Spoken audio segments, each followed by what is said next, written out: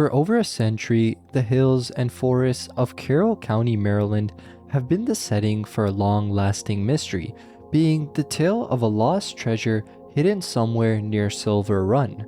While most versions of the story claim that the treasure is a hidden silver mine, others suggest that it could just be a stash of gold. Despite the many treasure hunters who have ventured into the area, the treasure has remained elusive, with no one yet confirming its discovery.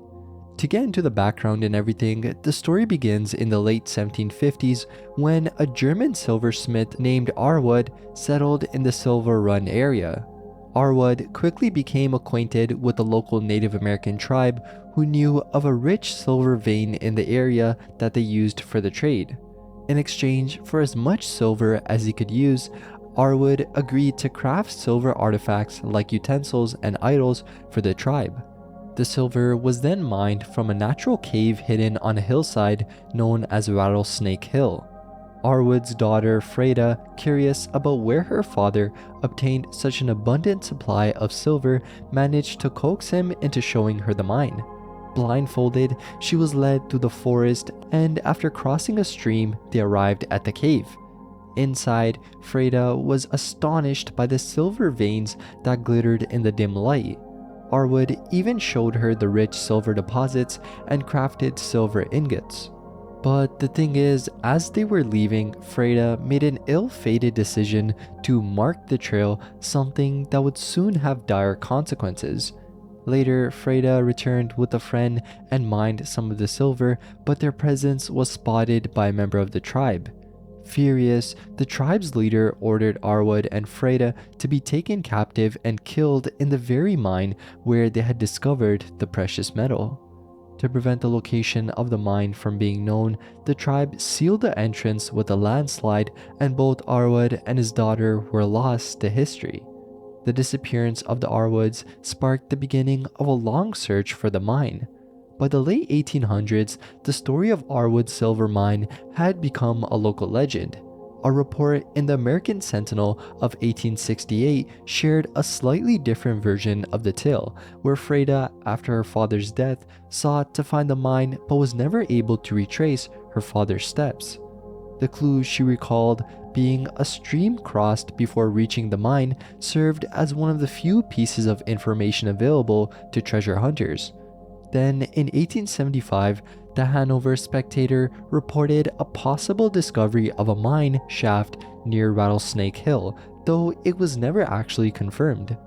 Other reports too, including one from Josiah Myers in 1875, claimed that the shaft had been found, but Myers and his crew were ultimately driven away by a mysterious cave-in that killed him in 1876.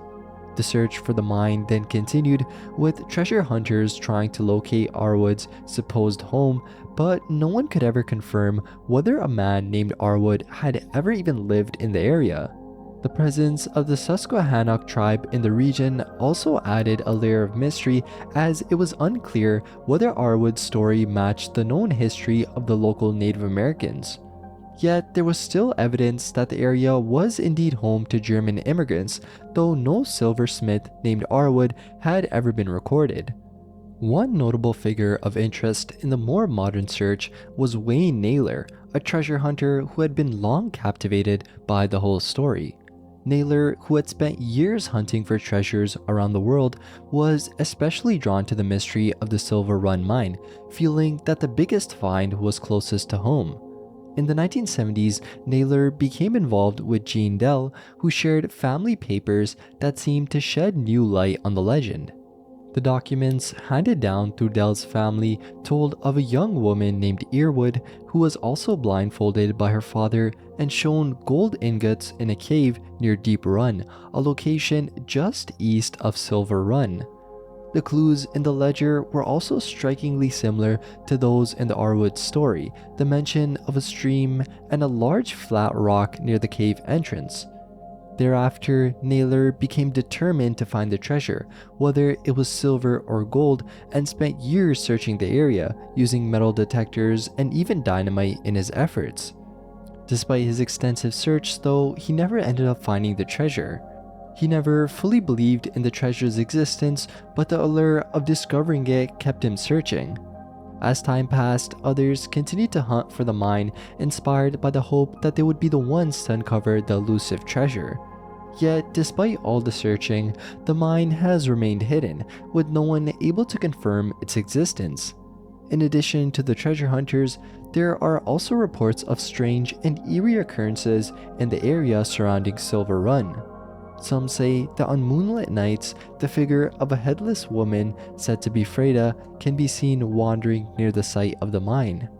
Others claim to have seen a lantern-bearing figure, perhaps Arwood, leading the way through the woods. These ghostly sightings, along with the mysterious lights that seem to appear and disappear near the mine, have added an air of supernatural to the already strange tale of the lost mine. In the 1800s especially, a German miner working near Rattlesnake Hill claimed to have seen 3 figures described as Indians carrying a lantern appearing on the hill near the mine. A farmer also reported his horses refusing to move near the mine, only to feel a chill in the air before the horses would move again. All of these experiences have added to the belief that the mine is cursed and that the spirits of Arwood and his daughter may still linger in the area, guarding the treasure. The Hebron Spooklight Investigation. In the summer of 1952, the quiet town of Hebron, Maryland, became the center of a mystery that would intrigue locals and visitors for many years to come.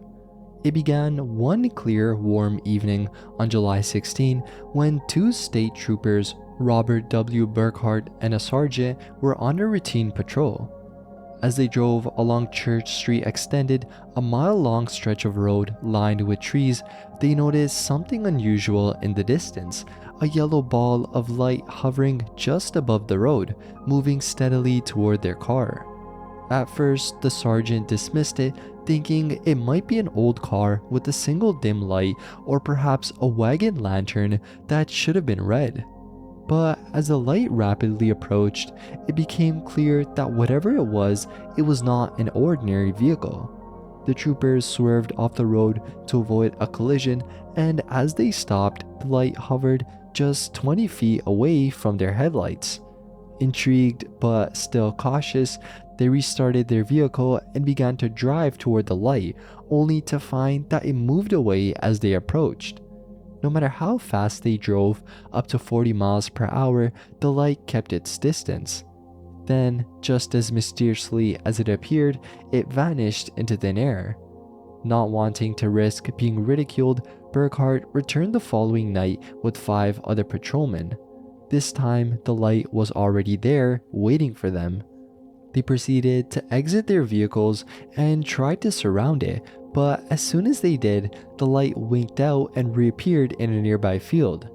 Over the next few days, additional officers, including Edward H. Bracey, tried to chase the light, but it seemed to evade them effortlessly, moving at speeds up to 50 miles per hour before disappearing into the night. The sightings of this mysterious light were not a new phenomenon either, though. According to reports, older residents of the area claimed the light had been seen periodically for decades, but it wasn't until the 1950s that it gained widespread attention. Some eyewitnesses described the light as being the size of a wash basin hovering at the height of an automobile headlight. It appeared to move with purpose, at times racing away from cars or even reversing direction without warning. The story ended up making headlines thereafter in the local Salisbury Daily Times, where a John Hopkins professor suggested that the light might be nothing more than marsh gas, a natural phenomenon caused by decaying organic matter. According to this theory, the gas would seep up from the ground, gathering in pockets that could be moved by the wind, creating the illusion of a glowing light. Despite the logical explanation though, the professor couldn't explain how the light appeared to travel at high speeds and change direction on a whim. Theories about the origin of the light ranged from the scientific to the supernatural. Some locals speculated that the light was tied to the land's history, particularly the construction of the nearby railroad. According to one version of this story, a man carrying a lantern was killed during the railroad's construction, and it was his lantern that now haunted the road. Others believe the light was the spirit of a gambler who had been murdered during a dispute, or the restless ghost of a man who had been lynched in the woods nearby. Another legend suggested the light was the spirit of an African American man who had been hanged and left to die in the woods, searching for, quote, the light of justice. Yet another tale as well spoke of a man who had taken his own life in the forest, with his body only discovered many years later. Fast forward in 1998, the Ghost Research Society undertook an investigation into the Hebron Spooklight. Armed with radios, binoculars, cameras, and cassette recorders, the team set up at the site where the light had been seen and attempted to provoke the light by flashing their car headlights, but their efforts yielded no results. The night passed without any sign of the mysterious phenomenon, leading the investigators without any evidence to support the many eyewitness accounts. But despite the lack of physical evidence, the mystery of the Hebron Spooklight continues to interest those who hear the story. Some have even pointed to the high voltage power station located near the sighting area as a potential explanation, though this theory remains speculative. However, the eerie events of 1952 still remain firmly part of the town's history, with many still wondering what exactly those trained officers and hundreds of others had seen along Church Street. The Blue Dog. The legend of the Blue Dog, one of the oldest ghost stories in America, has been part of the small town of Port Tobacco, Maryland, for more than 2 centuries. This tale, which mixes buried treasure, betrayal, and a vengeful ghost, begins in the late 18th century, just after the American Revolution. The central figure in this story is Charles Thomas Sims, a soldier who, after the war, spent some time in the local tavern, boasting about his newfound wealth. He revealed that he carried a bag of gold and a deed to valuable property. This conversation, fueled by alcohol, would seal his fate. As Sims left the tavern with his loyal blue-tick coonhound, a man named Henry Hanos, along with a small group of accomplices, followed him down Rose Hill Road. The group ambushed Sims and demanded the gold and the deed. But amidst the violent confrontation that followed, Sims was killed, and his dog, in an attempt to protect his master, was also slain. Hanos and his men, having secured the treasure, buried it beneath a rock on Rose Hill Road, hoping to return later and retrieve it without suspicion. But when Hanos returned to the site, the treasure was not waiting for him alone. It was said that he was met by the ghostly apparition of Sims's dog, a large, blue creature that seemed to materialize from the shadows. The ghostly hound frightened Hanos so intensely that he became ill the next day and died shortly afterward. The treasure, along with the deed, was never recovered, and the ghost of the Blue Dog became a local legend. Over the years, numerous sightings of the ghostly hound have been reported. The Blue Dog is said to appear near the site where Sims and his dog died, guarding the buried treasure and preventing anyone from taking what was not rightfully theirs. The most notable sightings occurred in the years following the Civil War, where Union soldiers camped in the area. Some soldiers, intrigued by the legend, ventured out to find the treasure, only to be frightened away by the ghostly dog. Their stories of the encounter further fueled the legend of the Blue Dog. But yeah, the legend of the Blue Dog has persisted for over 200 years, with the last recorded sighting occurring in 1971, when it was said the eerie howl of the Blue Dog was heard by locals. The Hyote of Glyndon and Joppa. The mystery of the Glyndon Hyote, a strange creature reportedly seen in central Maryland, began in the summer of 2004.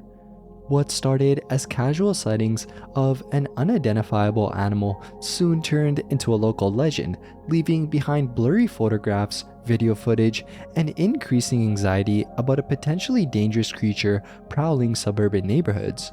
The first reports came from residents of Glyndon, Baltimore County, where the animal was said to raid pet food left outside by homeowners. Descriptions kind of varied, but many witnesses described it as a strange, low-slung animal with large ears, a long tail, and a shaggy mane of fur. These sightings prompted local families to kind of take matters into their own hands. One family used a portable motion detector to record the creature as it moved through their yard, and the resulting videotape was quickly shared, becoming a sensation. The creature was dubbed the Hyote by the Glyndon community, a name inspired by its resemblance to both a hyena and a coyote. The Hyote became a regular topic in the news, and while many were intrigued by the possibility of encountering an unknown or exotic animal, some residents expressed fear that it could pose a threat, especially to children. The mystery deepened even further when another family from Joppa, Harford County, came forward with photographs taken in 2003 of an animal they had seen drinking from a pony trough. The creature appeared similar to the Glyndon Hyote, yet it had remained unreported until the sightings gained more attention in 2004. As the legend of the Hyote grew, state officials were quick to offer a more scientific explanation. The Maryland Department of Natural Resources hypothesized that the creature was simply a red fox suffering from sarcoptic mange, a condition caused by a parasitic mite that causes severe hair loss, leaving the animal looking gaunt and disfigured. Although this theory seemed plausible, it did little to quell the excitement or curiosity about the creature. Some speculated that the animal could have been an exotic pet released into the wild, further complicating the mystery. Interest in the Glyndon Hyote was reignited when similar creatures began to surface elsewhere. In Texas, a farmer shot a blue-colored creature that had been killing his chickens, and some local residents began to associate it with the legend of El Chupacabra, a legendary monster known for draining the blood of livestock. This connection, along with reports of similar beasts across the county, only added to the confusion surrounding the whole creature's identity. The Hyote was now being described in various terms, like a warthog, a Mexican hairless dog, a Tasmanian wolf, even the Jersey Devil. The possibilities seemed endless. Then, in August 2004, the mystery seemed to reach its resolution when the man who had originally videotaped the creature succeeded in trapping it in a cage in his backyard. Veterinarians from a nearby animal hospital identified the animal as a male red fox afflicted with sarcoptic mange.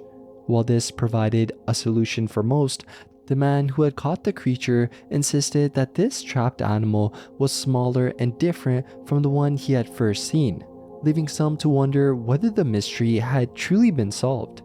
But yeah, though the media dropped its coverage of the creature following its capture, those who had witnessed the beast continued to hold on to their belief that something far stranger lurked in the woods of Glyndon. Despite the official conclusion, questions still remain about the true identity of the mysterious creature, and many locals insist that the legend of the Hyote is far from over. Chessie.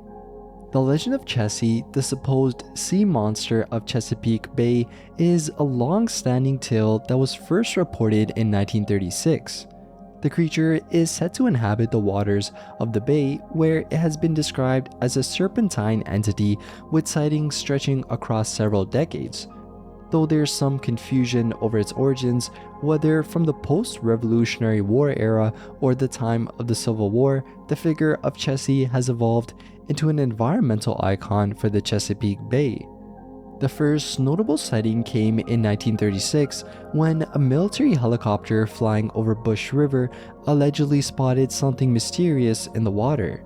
While this sighting is disputed though due to the fact that helicopters were not yet in operation at the time, the legend still took hold, with subsequent claims of Chessie sightings becoming more and more frequent. One of the more famous accounts came in 1943 when two fishermen, Francis Claremont and Edward J. Ward, observed a large creature in the water near Baltimore. The creature was described as being black with a 12-foot portion of it visible above the water's surface. It was said to have a head shaped like a horse's and was seen turning its head several times. This description of Chessie reinforced the idea of a large, serpentine monster inhabiting the bay. Then, in 1978, Chessie was reportedly spotted near Calvert Cliffs State Park in southern Maryland and in the Potomac River. Another significant sighting occurred in 1982 when Robert and Karen Frew videotaped an object near Kent Island that appeared to move side to side in the water, much like an aquatic snake. Despite the video capturing the movements of the creature, skepticism about its authenticity remained. The most recent widely reported sighting of Chessie, though, took place in 1997 off the shore of Fort Smallwood Park. However, the legend had already taken a new twist by this time, since many began to link Chessie with the real-world phenomenon of manatees, which have occasionally been reported in the area. In fact, a manatee rescued from Chesapeake Bay in 1994 was actually nicknamed Chessie before being returned to Florida. The animal later returned to the bay several times, which fueled further speculation about the true nature of the monster. Despite the manatee theory though, the sightings of Chessie in general have still persisted, especially in the popular imagination. Goatman of Prince George's County. The legend of the Goatman of Prince George's County, Maryland, has deep roots in the local folklore there. Described as a grotesque half-man, half-goat, the creature stands about 6 feet tall, walking on 2 hooves, with hair covering its body and glowing eyes that pierce the darkness. Local lore ties the origins of the Goatman to a mad scientist at the Beltsville Agricultural Research Center, where an experiment on goats supposedly went wrong, transforming the scientist into the half-animal creature. This version of the tale caught the imagination of locals, especially after rumors swirled about the Goatman terrorizing passerby along back roads. Other accounts have portrayed the creature as a hermit or an angry spirit seeking revenge, but the most famous version stems from a 1971 student folklore project at the University of Maryland. The student, George Lizama, investigated local Goatman legends and found a particularly popular story in Clinton, Maryland, where the creature was said to haunt the governor's bridge during full moons. According to this tale, the Goatman would ward people away from his bridge, sometimes attacking them or causing them to crash their cars. After the project's completion, local journalist Karen Hostler brought the Goatman into the public eye, sparking a wave of media interest that spread the legend far beyond Clinton. In the ensuing months, reports of Goatman sightings, including one involving a decapitated puppy, fueled the legend even further. Throughout the 1970s, the Goatman was cemented in local folklore, with media outlets like the Washington Post helping to solidify the tale's place in the cultural psyche of Prince George's County. The legend was even referenced in popular culture, including in the movie American Graffiti and in TV shows like The X-Files, where the Goatman was explored as a supernatural entity. In more recent years, the Goatman has become a fixture in local haunted house events like the Goatman Hollow attraction in Hyattsville, and continues to interest visitors to the area.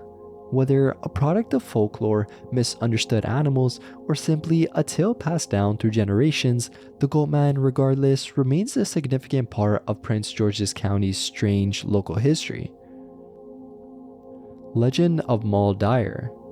The tale of Moll Dyer is one of the most enduring legends of southern Maryland, originating in the late 1600s in what would become Leonardtown, Maryland, in St. Mary's County. Moll Dyer was known as a healer, using her knowledge of herbs and remedies to help the sick and ailing in her community. However, as with many who practiced folk medicine at the time, she was viewed with suspicion by some, especially as the town became gripped by fear and superstition. In the winter of 1697, a deadly influenza epidemic swept through the region, killing many, and with crops failing, the community found itself in a desperate state. The townspeople, eager to find someone to blame for their suffering, turned their suspicions toward Moll. they accused her of witchcraft, claiming that she had used her powers to cure the town, bringing the disease and famine upon them. It was then, on a cold night in February 1698, a mob of villagers descended upon Moll's small cabin, setting it on fire. Some accounts say that she barely escaped with her life, running into the nearby woods with nothing but a shawl to shield her from the harsh winter cold. Exhausted from running for miles, Moll eventually collapsed near a large stone. According to legend, she raised one hand to the sky, cursing the townspeople before succumbing to the freezing temperatures. Days later, a young boy searching for lost livestock discovered her body still frozen to the stone, with her hand gripping it tightly and her other hand outstretched toward the heavens. The details of the curse vary depending on the storyteller, but it is often said that the curse brought misfortune to the town, blighted crops, disease, and death. After that, for many years, the location of the stone was lost, but in 1968, local writer Philip H. Love rediscovered it near Moll Dyer Road. In the 1970s, the 875-pound stone was moved to the old jail museum in Leonardtown, where it remained until 2021, when it was relocated to Tudor Hall Manor. The stone is said to bear the imprints of Moll's hands and knees, as though her spirit is forever tied to the place where she died. Legend has it that touching the stone brings misfortune, causing dizziness or illness. People still leave offerings like flowers, trinkets, or mittens near the stone, either to pay tribute to Moll or to appease her restless spirit. But yeah, regardless of the passage of all the time, the legend of Moll Dyer continues to be a prominent part of the folklore of Leonardtown and southern Maryland. The Bald Friar Petroglyphs. The Bald Friar Petroglyphs, found along the Susquehanna River in Cecil County, Maryland, are among the most fascinating examples of Native American rock art in the eastern United States. These carvings, believed to be between 500 and 1,000 years old, remain shrouded in mystery. The petroglyphs, which are etched into boulders on small islands, feature symbols like concentric circles, animal shapes, and abstract patterns. Their meanings are still up for debate, with some believing they represent spiritual or fertility symbols, while others speculate they could be navigational aids or even warnings. Historically, this river was significant for the indigenous peoples who lived along the Susquehanna River. It was what you would consider a vital crossing point, and by the 1600s, European settlers had established the Bald Friar Ferry here, which became an important route during the American Revolution. Figures such as Thomas Jefferson and Marquis de Lafayette passed through this crossing, linking the land's ancient history with more recent events. However, when the Conowingo Dam was constructed in the 1920s, it posed a threat to the petroglyphs. Rising water levels from the dam threatened to submerge the site completely. In response, efforts were made to preserve the artwork, but in a way that many later regretted, explosives were used to remove the stones from their original location. The stones were then reassembled and displayed at the Maryland Academy of Science in Baltimore in 1927. This preservation method, though well-intentioned, caused irreversible damage to the carvings. As a result, much of the petroglyphs' original context and integrity ended up being lost. After all that, the stones moved around over the years, and it wasn't until 1968 that their exact location was rediscovered. In 2017, a project began to document and conserve these petroglyphs. Many of the stones are now stored at the Maryland Archaeological Conservation Laboratory, where they are carefully cleaned and cataloged, and new photographic techniques have helped to reveal the hidden glyphs more clearly. The legacy of the Bald Friar petroglyphs is not just one of preservation, but also of loss. The petroglyphs are a tangible connection to a past that is difficult to fully understand, as the meanings behind the symbols and the identity of their creators remain unknown. These carvings offer a glimpse into the ancient lives of those who lived in this region long before European settlers arrived, and yet in general they continue to interest historians, archaeologists, and visitors. Point Lookout. Point Lookout State Park is a peaceful, scenic place located at the southernmost tip of Maryland's western shore where the Potomac River meets the Chesapeake Bay. Today, visitors come for its beaches, hiking trails, and wildlife, but there's a darker side to this park, a history marked by death, suffering, and spirits that may never have left. During the Civil War, Point Lookout was the site of Camp Hoffman, a large Union prison camp that held thousands of Confederate soldiers. Over 50,000 prisoners passed through its gates, many of whom faced dire conditions. The overcrowded camp was poorly equipped to handle the vast number of men, and starvation, disease, and freezing temperatures claimed the lives of over 8,000 soldiers. The prison was also infamous for its inadequate shelter, being many soldiers forced to sleep in makeshift tents, leaving them exposed to the elements with little protection from the harsh winters. It's said that prisoners often used their limited resources to craft small trinkets, which they used for bartering or as mementos of their hardships. It was after the war ended that the bodies of the deceased were moved to the Confederate cemetery, which remains a solemn reminder of the camp's grim past. The park's history is not easily forgotten, and many believe that the spirits of those who died there still linger. One of the most well-known haunted spots in the park is the Point Lookout Lighthouse, which has stood since 1830. Originally used to guide ships into the bay, the lighthouse has witnessed both tragedy and death over its long history. It's been the site of numerous paranormal investigations, the most famous being in the 1970s when Dr. Hans Holzer, a renowned parapsychologist, and his team recorded several voices in the lighthouse. The voices, which are both male and female, included some that seemed to call for help and others that mentioned the horrors of the prison camp. One of the voices even identified itself as Ann Davis, the wife of the first lighthouse keeper. Then, over the years, other strange events have been reported at the lighthouse. People have reported feeling sudden cold spots, hearing footsteps in empty rooms, and even seeing shadowy figures. Some visitors claim to have seen Ann Davis herself, dressed in a long skirt and standing at the top of the stairs, while others have caught strange images in photographs. But the lighthouse isn't the only part of Point Lookout where paranormal activity is said to occur. The park's campgrounds, which are located near the old Confederate cemetery, are another hotspot for ghostly encounters.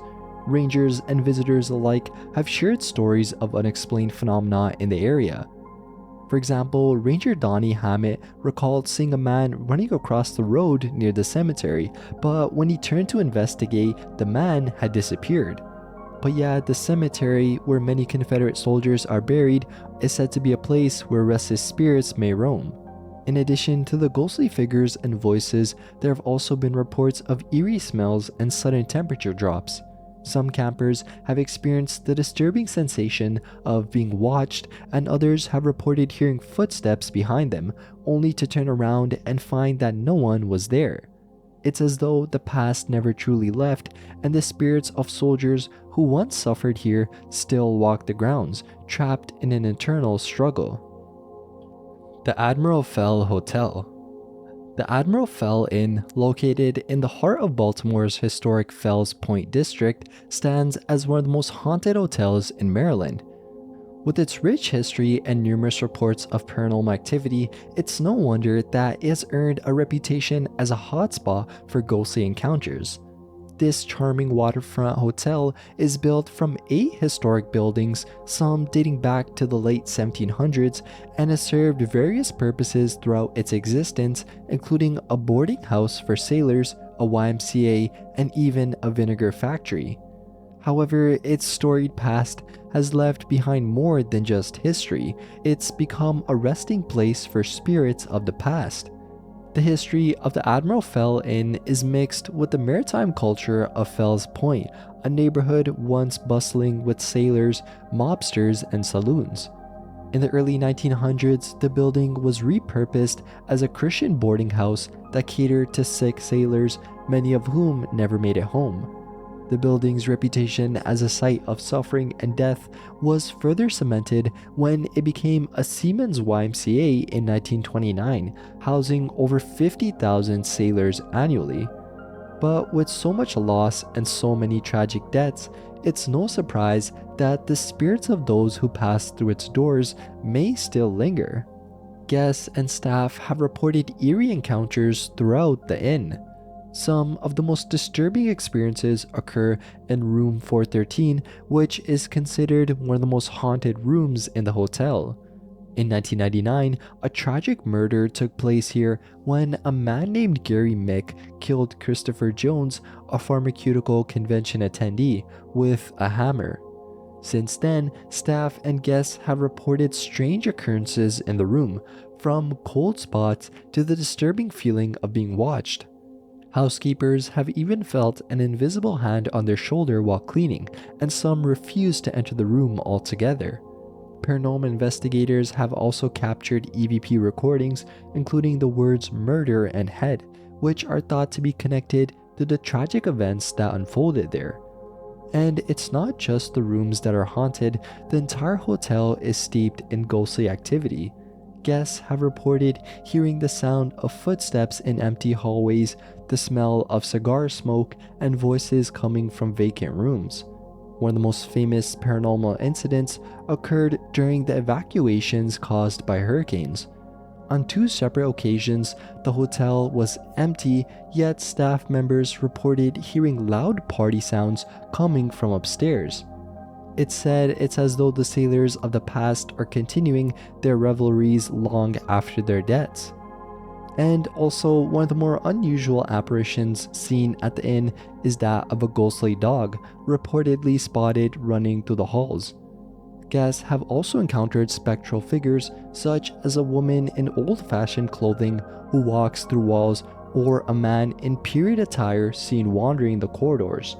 And for those looking for a real fright, the Admiral Inn offers its own ghost tour where guests can learn about the hotel's dark past and hear first-hand accounts of paranormal activity. U.S.S Constellation. The U.S.S Constellation sits in Baltimore's Inner Harbor with all the polish of a restored historic ship, but its quiet decks carry stories that don't sit easily behind museum ropes. Launched in 1854 as the last sail-only warship built for the U.S. Navy, she spent decades at sea intercepting slavers, protecting American commerce, training midshipmen, and serving through years when wooden hulls were suddenly outmatched by iron and steam. Alongside that service record runs another history, being executions, accidents, lonely deaths at sea, and the lingering sense that not everyone who served aboard ever fully left. One of the oldest tales tied to the Constellation is that of Neil Harvey, a sailor said to have been executed for cowardice, bound to a cannon and killed by its blast.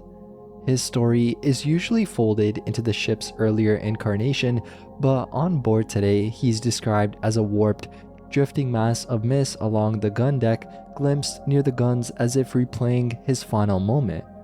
The figure of Captain Thomas Truxton, associated with the original Constellation, is also said to pace the deck on certain nights, hands restless at his sword, inspecting lines and shadows with the same severity he once turned on his men. The most verifiable ghost stories belong to the museum era. The best known photograph dates to 1955 when Lieutenant Commander Alan Ross Brougham captured what appears to be a translucent figure striding across the deck. The image then ran in the Baltimore Sun and has been argued over ever since. Carl Hansen, a longtime watchman until his death in 1963, is rumored to have slipped so comfortably into the fabric of the ship that visitors still meet him, a quiet guide in period dress who offers directions or bits of information before vanishing, only for staff to insist no such interpreter is actually on duty. Below decks too, there are stories of an 11-year-old boy murdered by sailors, a despondent seaman who took his own life from the rigging, and men crushed or swept away in sudden accidents. Modern visitors and staff report footsteps crossing empty planks, the creak and sway of an invisible weight overhead, closed pockets in closed compartments, and murmured voices rising from darkened berths. Now and then too, it's said that someone strikes up a casual conversation with what seems to be a costumed docent, only to learn there's no reenactor stationed where they were standing. But yeah, whatever the strict historical footing of each individual tale, the Constellation's narrow passageways and low timbered decks do a good job of holding onto suggestion. By day, she is a museum and teaching ship, and by night, for those staying over or lingering a little too long in the quiet, she feels like a place where past and present run close together, and where a few of her sailors may still be keeping watch. Perry Hall Mansion. The Perry Hall Mansion in Maryland, located along the Miles River in Talbot County, is known for its historical significance and the many legends that surround it. Built in 1790 by Senator William Perry II, the estate once hosted a bustling social scene. However, it is the eerie stories tied to the property that give it the legends. One of the most well-known legends is that of Polly Hinman, a member of the original family who lived at Perry Hall. During a fierce storm, Polly was struck by lightning while calling out to a servant from an open window. The lightning reportedly surged through the window and into a nearby grandfather clock, causing gold coins to spill onto the floor. This strange event, combined with Polly's untimely death, has contributed to the mansion's haunted reputation. Another tale that adds to the mansion's mystique is that of the Frenchman's Oak. A French officer who had deserted his military post to meet a young woman at Perry Hall was killed by her jealous fiancé. Heartbroken, the young woman died soon after, and their spirits are said to still haunt the grounds. Witnesses claim to see them walking together, with their figures illuminated by the moonlight or glimpsed through the fog that often settles on the estate. The mansion is also tied to a more tangible history, the lost treasure of William Perry II. It's said that Perry hid his wealth in metal boxes around the property. After his sudden death in 1799, the treasure was never found, despite numerous attempts to locate it. This unsolved mystery adds another layer of interest surrounding the whole mansion. Today, Perry Hall is used for conferences and events, but strange occurrences are still reported by visitors and staff. Cold spots, flickering lights, and strange sounds have all been experienced within its walls. One disturbing incident involved a cleaning staff member discovering a handprint on a freshly made bed, even though no one had been in the room. These unexplained happenings continue to fuel the mansion's reputation as a place where the past is never truly gone.